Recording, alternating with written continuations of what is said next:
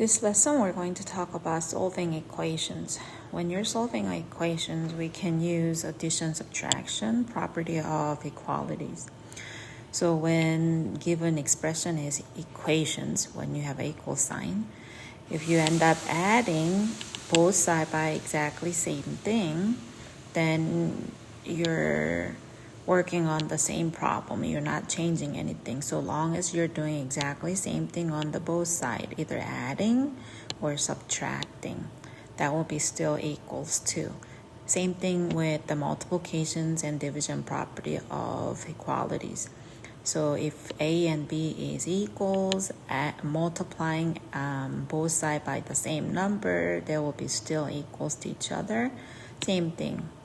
Dividing both sides by same number will be still equals to each other. So we're going to use that to solve.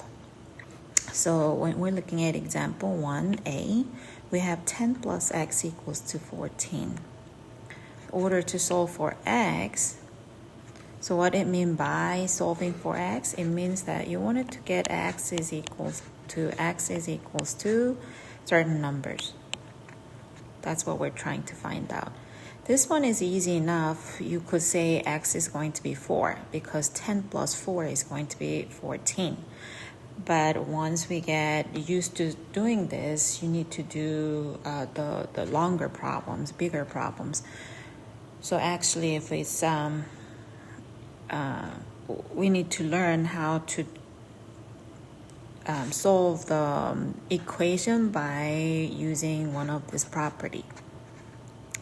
So we're trying to solve for x means isolating x. In order to get rid of positive 10 from the left side, you need to do subtracting 10. It means using this property of equalities, you're going to do subtraction on the other side of equations too. That way that you do not have any more 10, you only will have x, and you do 14 minus 10 on the other side, you will end up getting 4. And like I said, 10 plus 4 will be 14.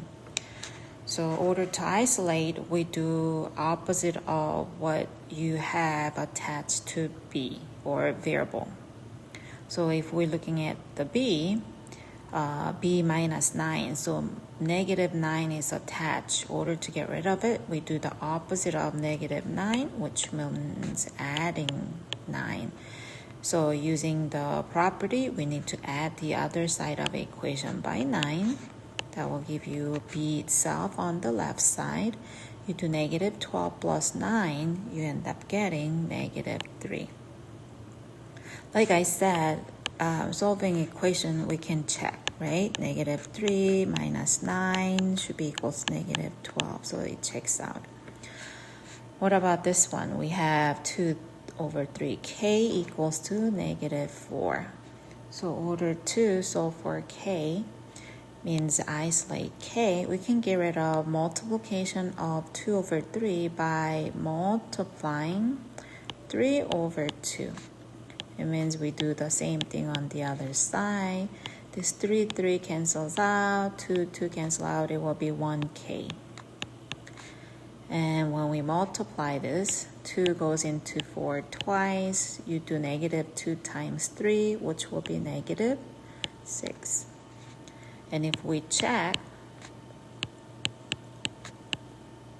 that will be 6, right? Check. This gives you, will be negative 4, so it checks out, right? So that's how we're going to solve.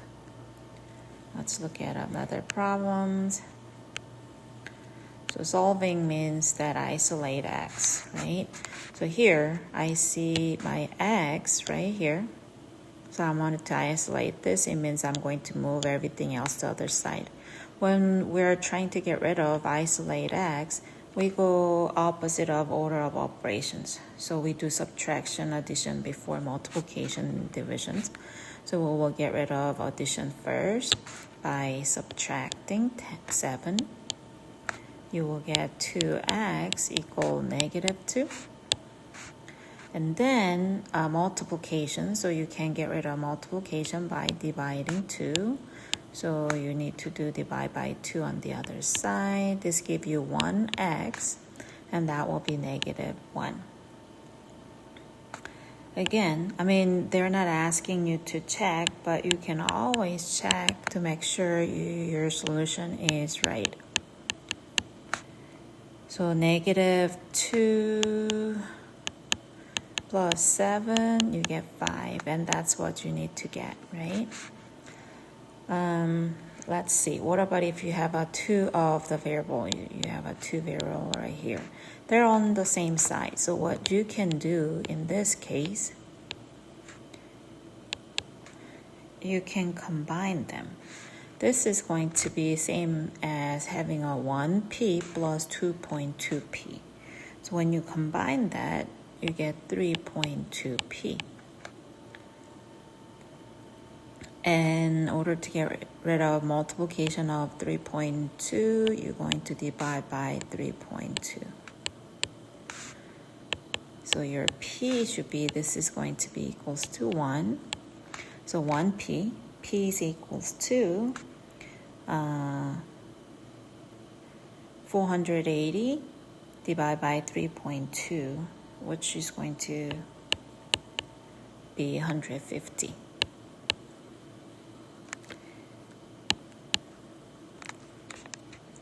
What about this one? I see the parentheses, so I need to do opening the parenthesis first by distributing. One term multiplied by 2 term, one term will be distributed. So then 500 times 0.04 will be 20t. And then I need to get rid of addition first by subtracting both sides by 500.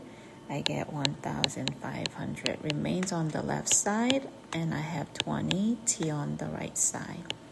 In order to get rid of multiplication, we divide. So 20 over 20 is 1, so you're getting t, 1t, which is the t.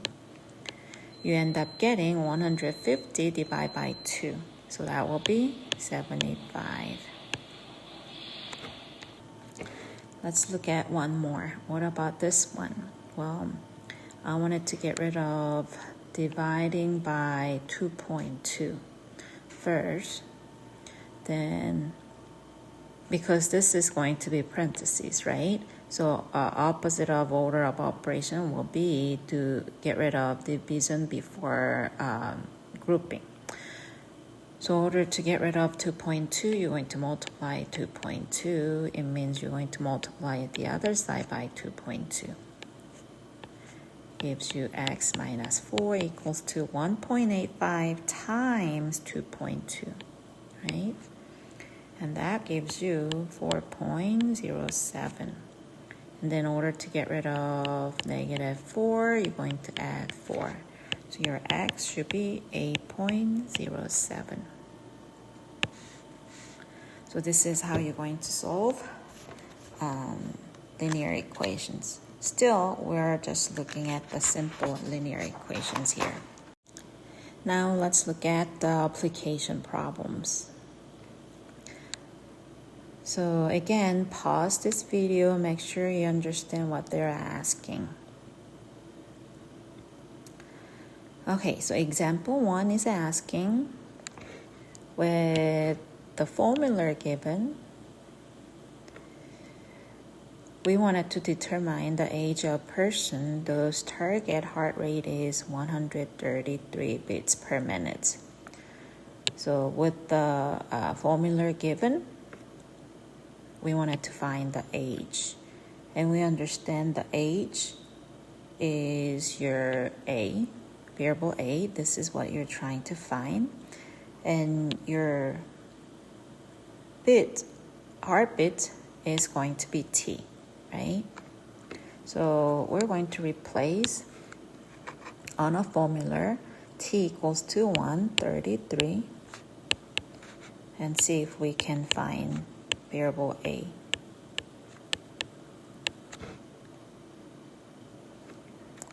So then you're going to first open the parenthesis. right? You can open the parenthesis or get rid of that multiplication first. So either way, it works. So if we wanted to get rid of it, we're going to divide that multiplications on both sides of equations. So you end up getting 133 divided by 0.7. You should get 190. And then this is going to be 1, so you end up only having 220 minus a remains. And then in order to get rid of this positive 220, you need to subtract 220, and you do that both sides of the equations. So that way you get negative 30 on the left side and you have negative a on the right side. We are solving for a, not negative a, so we're going to multiply this by negative 1 to make it positive a. That will give you positive 30. So this is going to be, your solution is going to be 30 years old. Person will have heartbeat of 133 beats per minute.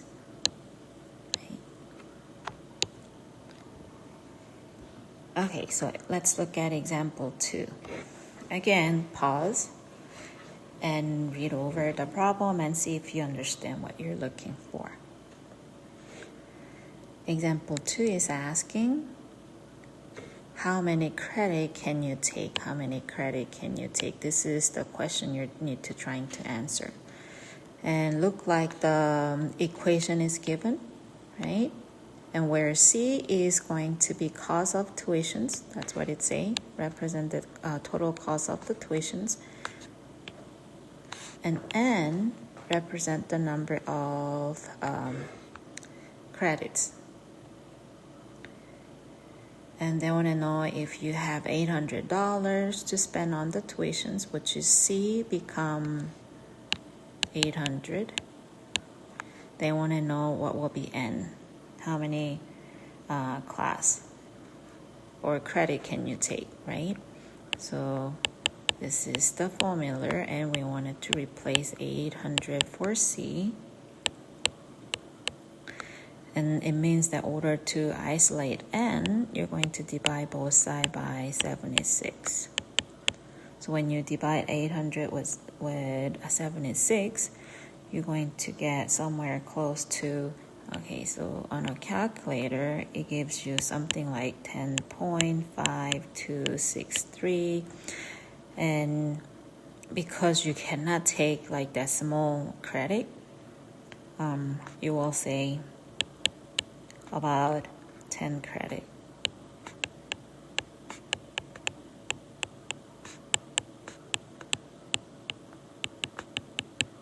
So it means you can take 10 credit and you have little left over.